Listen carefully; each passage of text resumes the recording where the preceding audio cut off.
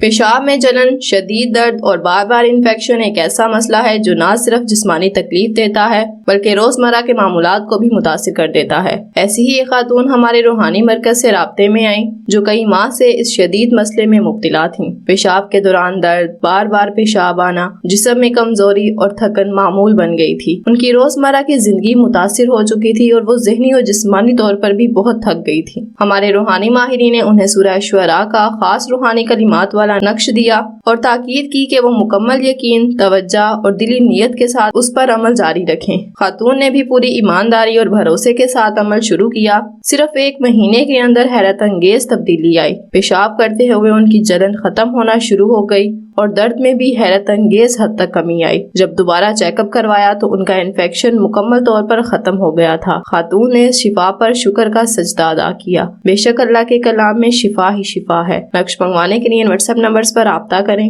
خواتین 0307945112 پر، مرد حضرات 030114786115 پر رابطہ کریں۔